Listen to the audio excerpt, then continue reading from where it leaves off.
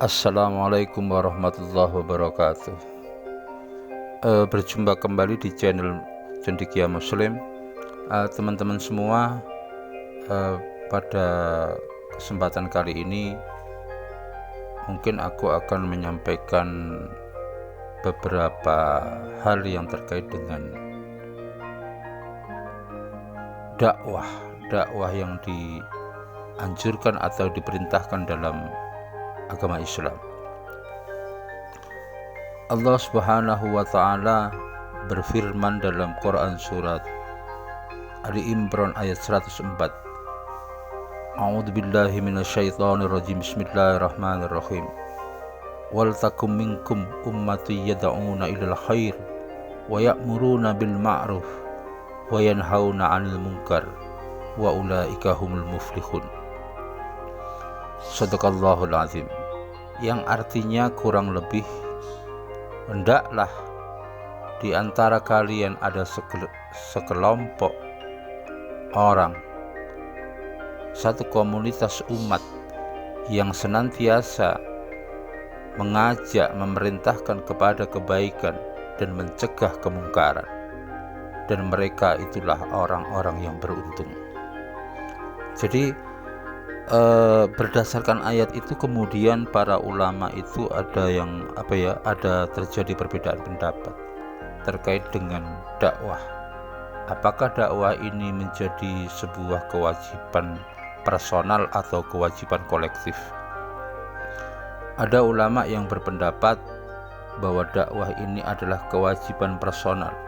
Artinya setiap individu, setiap muslim itu diwajibkan oleh Allah Subhanahu wa Ta'ala untuk melakukan dakwah, dan itu mungkin selaras dengan apa yang disampaikan oleh Rasulullah SAW. Balighu anni walau ayah, sampaikan daripadaku meskipun satu ayat. Artinya memang untuk bisa berdakwah, mengajak kepada sebuah kebaikan dan mencegah kemungkaran itu tidak diperlukan, bukan tidak diperlukan, tidak diharuskan seseorang itu mempunyai intelektual berlebih, mempunyai pengetahuan yang mumpuni. Apapun bisa dia lakukan untuk tujuan menganjurkan kebaikan dan mencegah kemurtatan.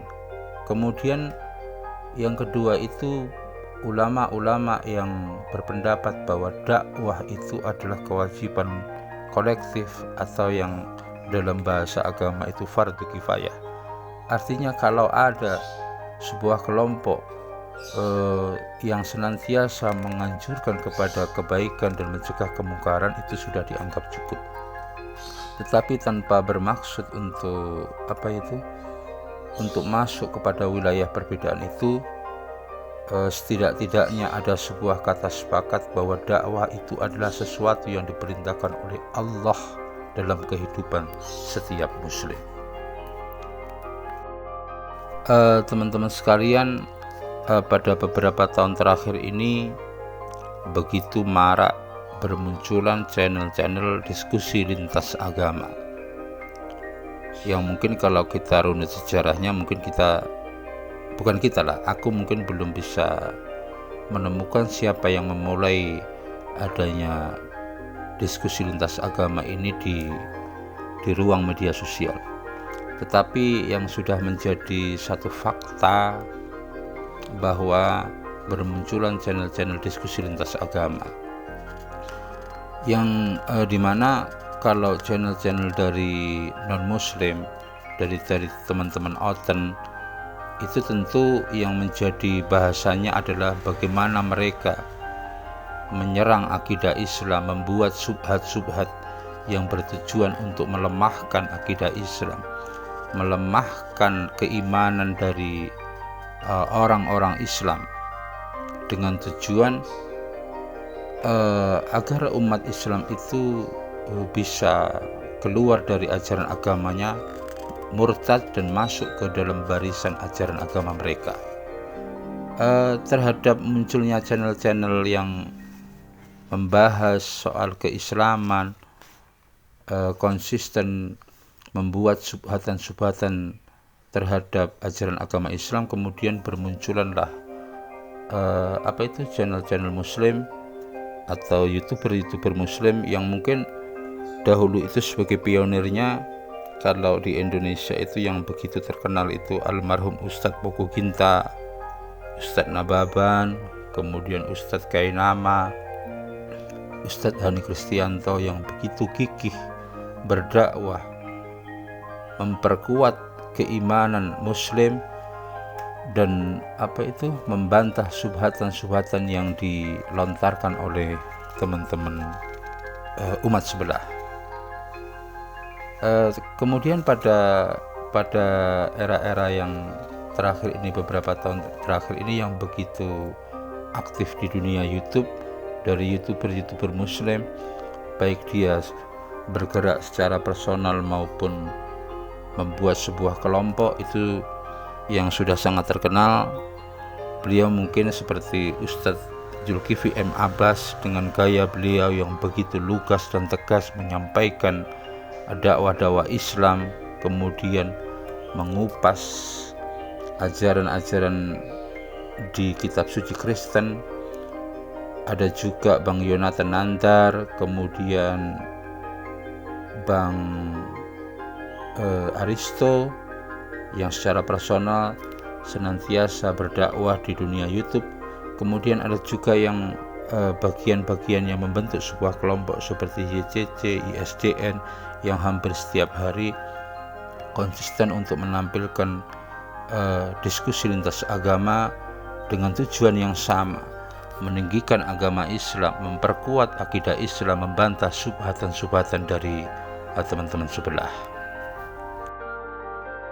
Ada juga channel-channel personal yang lain seperti Viral Indonesia, Ali Musa, yang terus juga berjuang dengan style dan gayanya mereka. Ada juga seperti mu'alaf seperti Bang Julio SAMC dan kawan-kawan yang mungkin mengambil porsi berbeda, tidak terlalu fokus pada dunia perdebatan lintas agama, lebih bagaimana menyampaikan berita tentang pertumbuhan mu'alaf, kemudian angka pemurtatan, berita-berita yang terkait dengan statistik atau perkembangan dari pemeluk agama dan segala dinamikanya. Ada juga channel-channel yang mungkin mengambil style yang berbeda seperti Bamtri, Al-Ayubi dan kawan-kawannya, yang mungkin kalau kita lihat itu seperti sebuah candaan, sebuah tampilan yang segar, penuh humor.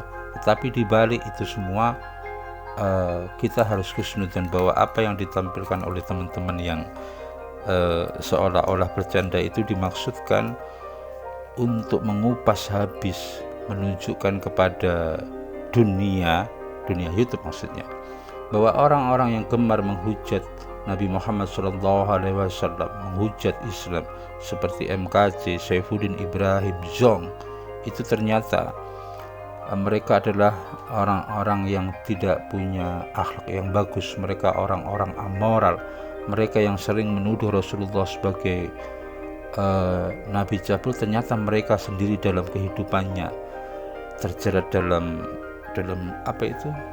tindakan-tindakan cabul. Jadi kita tetap husnudzon terhadap berbagai macam style yang ada dalam yang dipakai oleh masing-masing teman kita. Kita tidak boleh kemudian menghakimi. Di antara mereka ada yang dianggap lebih punya kontribusi terhadap bagaimana membentengi Islam, kemudian ada yang sekedar bercanda dan sebagainya. Itu semua kita tidak punya hak, tidak punya kewenangan, atau tidak punya legal standing untuk memvonis di antara para YouTuber ini mana yang jauh lebih mempunyai kontribusi terhadap dunia perdebatan lintas agama. Itu semua di luar wilayah kita.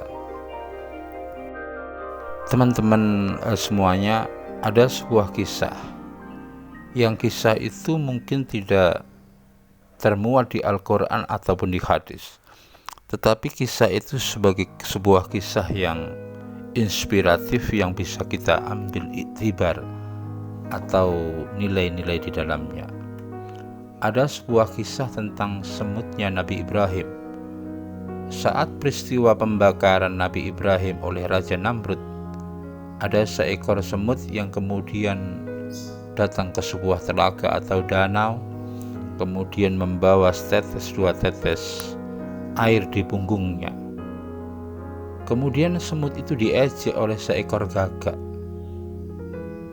Soal apakah air yang dibawa semut itu akan bisa memberikan satu kontribusi yang signifikan terhadap pemadaman api yang membakar Nabi Ibrahim.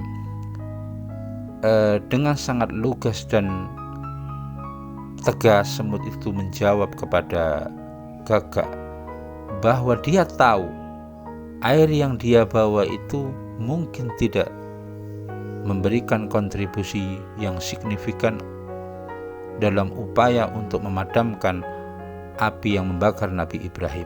Tetapi semut mengatakan, setidak-tidaknya aku kepingin menunjukkan kepada Allah Subhanahu wa Ta'ala bahwa aku berpihak pada kebenaran. Dari cerita itu ada satu pesan moral yang bisa kita dapatkan, bahwa kita tidak perlu terlalu risau mengukur apakah dakwah kita langkah-langkah kita, tindakan-tindakan kita dalam upaya menyebarkan agama Allah, memperkuat keimanan muslim itu mempunyai kontribusi yang signifikan atau tidak. Itu bukan menjadi sebuah ukuran. Kita belajar pada semut itu, sekecil apapun kontribusi kita itu tidak terlalu penting. Yang penting atau yang hendak kita tunjukkan bahwa kita berpihak pada kebenaran. Kita senantiasa berusaha dengan kemampuan kita di bidang kita masing-masing untuk berdakwah ke jalan Allah. Karena memang hidayah itu adalah hak prerogatif Allah Subhanahu wa Ta'ala. Dalam kisahnya, Nabi Ibrahim sendiri tidak mampu menyadarkan ayahnya. Nabi Nuh tidak bisa membawa putranya ke jalan keimanan. Kemudian beliau Rasulullah SAW sendiri tidak bisa membawa pamannya ke dalam agama Islam. Artinya tidak ada satupun manusia di dunia ini yang bisa memberikan hidayah kepada yang lain, karena hidayah itu hak prerogatif Allah Subhanahu wa Ta'ala. Sekali lagi, tugas kita hanya berdakwah. Yang memutuskan orang itu mendapatkan hidayah atau tidak adalah Allah Subhanahu wa Ta'ala, karena pemilik sifat Al-Hadi yang sejati, pemilik sifat pemberi petunjuk adalah Allah Subhanahu wa Ta'ala. Bercermin pada kisah semutnya Nabi Ibrahim, kita tidak perlu risau apakah dakwah yang kita lakukan itu memberikan kontribusi yang signifikan atau tidak, tetapi setidak-tidaknya kita menunjukkan kepada Allah bahwa kita berpihak pada kebenaran. Demikian teman-teman yang bisa aku sampaikan. Semoga bermanfaat. Kurang lebihnya mohon maaf. Assalamualaikum warahmatullahi wabarakatuh.